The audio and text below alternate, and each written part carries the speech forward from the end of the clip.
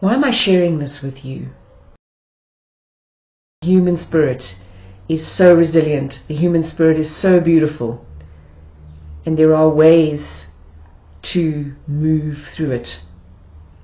So I'm sharing this with you to speak about the ways in which I am beginning to move through this enormous sense of loss and overwhelm that I found myself in for the last 2 weeks.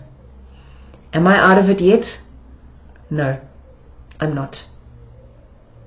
But there are a few things that I have done and continue to do that are assisting me. And so the first thing that I feel I need to do is to actually grieve, to allow this feeling to run its course. And so I'm crying. Once I can accept that I'm okay, I can start to move forwards. For me, moving forward is participating in my own healing, making a decision to seek the things that will allow me or help me facilitate my movement through this and my ability to integrate the wounds and the hurt and the pain and the despair. I decided to do a number of things. One of the things I decided to do was to not drink alcohol. When I move into a less than pleasant experience, there is a tendency to want to numb that experience by using drugs, by using alcohol. This time, I made a decision to not go there.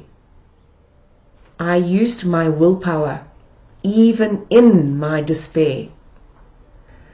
So in order to move out of something, in order to move out of burnout, as exhausted as you are, in order to move out of grief, you need to reach a point within yourself where you take control. Something I didn't mention with all of the emotions was intense anger. I did not suppress that rage and that anger.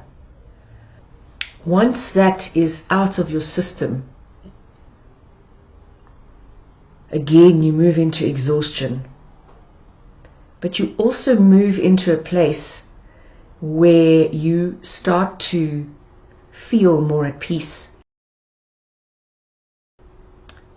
And then I made another decision. I decided to ask for help. Admitting that on camera in a public space is quite huge for me.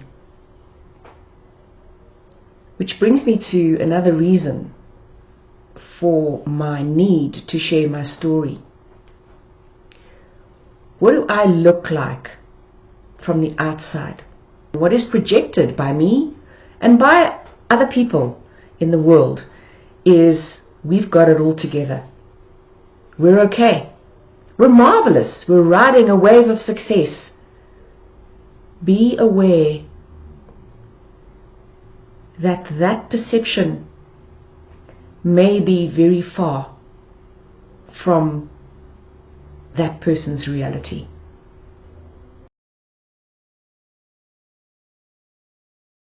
Brings me to another reason for sharing my story. You know that I want to bring to attention the fact that veterinary professionals have a very, very high suicide rate. I want to bring these stories into the public arena. One of the ways to do that is to make myself vulnerable and to share my own journey